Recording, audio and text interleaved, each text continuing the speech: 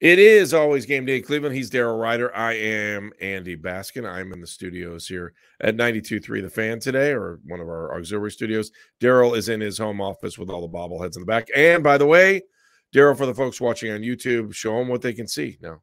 The new addition to your collection. There he's pointing over his shoulder. Is that Chewbacca? It's the white helmet. It's the white helmet. Wow. I got the white mini helmet. But by the way, looks like 1,000 times better than the orange pumpkin head helmet. No, I'm kidding. Wow. Maybe not. I think they should. I think they should wear the white helmet more. I do. I do too. I liked it. I thought it was good. Again, our show is brought to you by Smiley One and Bryant, Northeast Ohio's heating and cooling experts. Go check them out. We're good friends with them. All right. So Daryl, the reason I like it, Andy, is because I think it makes because let's be honest about it. Orange, brown, and white, not a great color combo, right?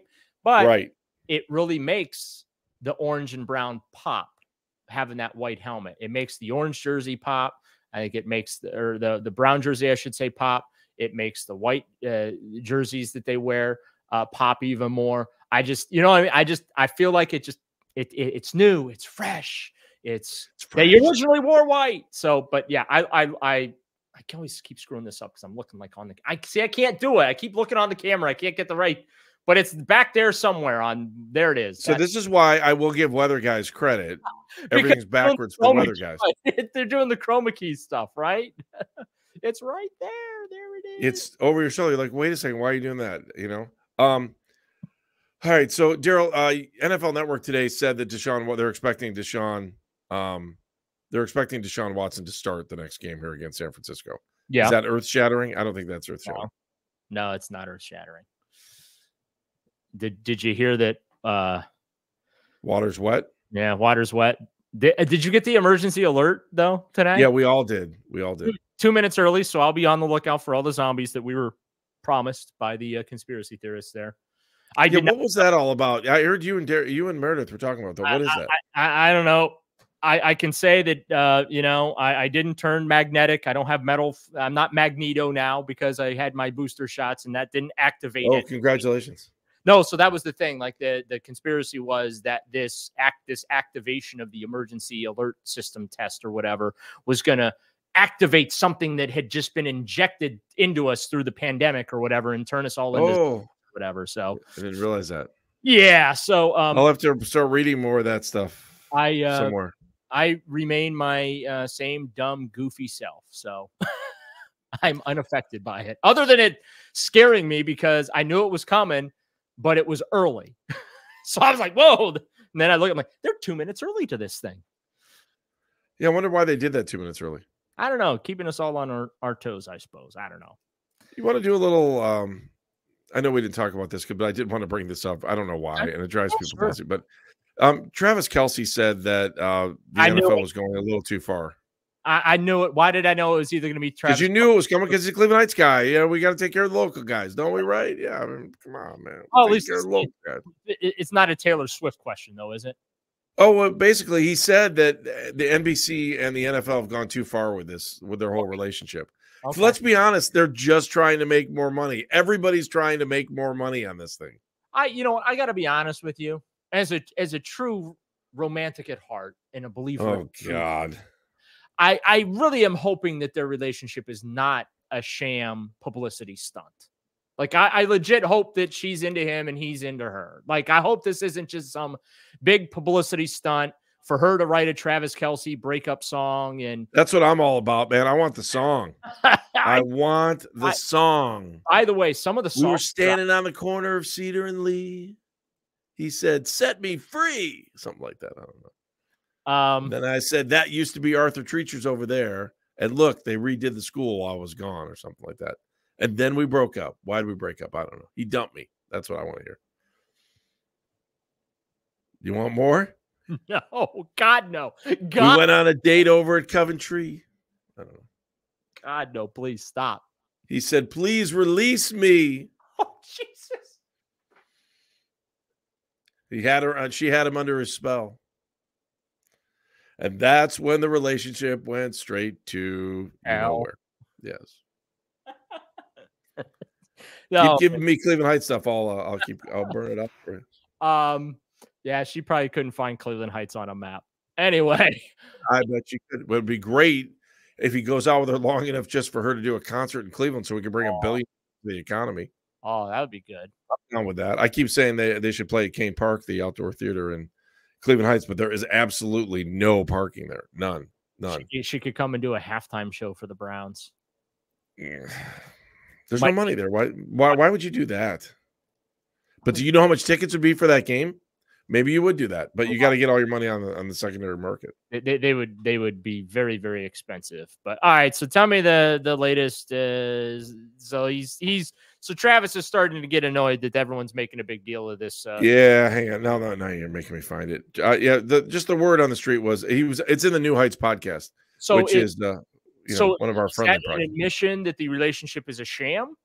No, he's just like, this is ridiculous. Here, let me find the quote. Or is this a violation of privacy concern that he has? They're like, come on, leave my girl alone, leave me alone, let us enjoy our time together type thing. Stop, paparazziing us and all that. Because I mean, okay, here's what he said. This is according to People Magazine. Of course, we all read that, and it was the first thing that came up on Google. Okay. Travis Kelce thinks the NFL needs to calm down with their celebrity coverage. He said this on the New Heights podcast with Jason and Travis Kelce. Hoy. And Jason, I love Jason because Jason is the instigator in this stuff. He's like, of course let's get to it. He let the cat out of the bag. I know. I love all of it. He said, let's get right to it. Is the NFL overdoing it? He asked his brother about the celebrity coverage. What is your honest opinion? Take away your feelings for Taylor, which prompted a laugh from Travis. And then he came back and said, I think it's fun when they show who's at the game. I think it brings a little bit more to the atmosphere, brings a little bit more to what you're watching. But at the same time, I think they're overdoing it. They're overdoing it a little bit for sure, especially my situation. But I think they're just trying to have fun with it. Well, the thing, too, is, and I think I said this on a previous podcast to you, I kind of think that they are bordering at times on being like sexist pigs about like the whole, hey, let's teach women about the sport of football because none of them know anything about football. And that stuff started like, it was funny to like, make the joke about let's get the Swifties up to speed and stuff like that. But then it kind of started to morph into the, hey, we're going to teach women about football. And we had the conversation to like 45, 50% of the NFL's fan base are women and they know the game. They understand the game. They follow the game. They're into the game. They're just as passionate about the game as the men are. And that was my thing, is I thought it was starting to get a little sexist piggish with some of the jokes that were being made. But like, my thing is, again, let them be a couple. Like if I'm hoping that this wasn't for publicity, that she's trying to sell more albums or he's trying to sell more jerseys or, whatever. And they've made some deal between them to team up to do this or whatever. I hope it's legit. I hope they're into each other. I hope they're happy together and things like that. Because to me, that's what makes a good story, not all this other stuff. All right. Well, so let me give you the other part of the story then. Ready? This is from CBC, but I've seen it in other places. It's Thomson Reuters wrote the story. So the headline is viewership among teenage girls 12 to 17 spiked 53% compared to a typical Sunday night game. So NBC now has a spike of teenage girls 12 to 17 that are now watching Sunday night football because Taylor Swift was there. I don't know what that would mean for any other game where Kansas City's there. That game had 27 million viewers, and that's like blows away NBA Finals coverage. That's how many people are watching. Now, here's the problem. If Travis doesn't get in the end zone in a couple of these games and she's there, people are going to say she's jinxing him. It's coming. It's coming. He's got to keep scoring while she's there to end that whole feeling about it, right? I'd say he's already scoring, but bum. Wow. Daryl Ruiter, who are you? Who is that masked man? Low-hanging fruit. But no, I mean, you are right. Like, he's going to have to play well, because if not, they're going to say she's distracting him or she's or whatever. I don't think that's going to be a problem. Like, I think Travis Kelce's the best tight end in the game. He's a first ballot Hall of Famer in waiting. It really sucks that, he doesn't play for the Cleveland Browns. But yeah, I think it's a little premature for that right now.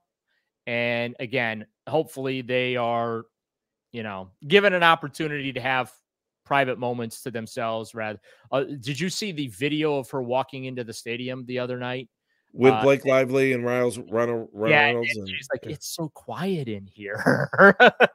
Because that's because she's used to getting taken into these shows and popcorn machines and stuff where they have to hide her in carts so they can get her from point A to point B. That was the word from the first game that she went to. They had to hide her underneath a popcorn machine on a dolly. And then they cover the bottom of the dolly. She sits down there and they sneak her out the back. Yeah. Okay. There you have it. Especially in New York. That's another thing too. Like, is celebrities in New York isn't really that big of a deal, but if viewership's up 53%, then it is what it is. Daryl, let's come back next week. We'll start really diving into San Francisco because we'll all get a chance to watch them. And obviously, this is going to be a big week for the AFC North as far as the standings are concerned. You've got you've got Pittsburgh and the Ravens playing this week. So I guess you're rooting for a Pittsburgh win, right? To even out the standings? Yeah. I don't know that that's going to happen, especially when you don't know who your quarterback. You're not 100% behind that. But I guess we know that after last week here in Cleveland. So, Daryl, it's been fun. I want to thank our producer, Meredith Kane, who does an amazing job. And, of course, Daryl, it is always game day in Cleveland. We'll be back with you again next week.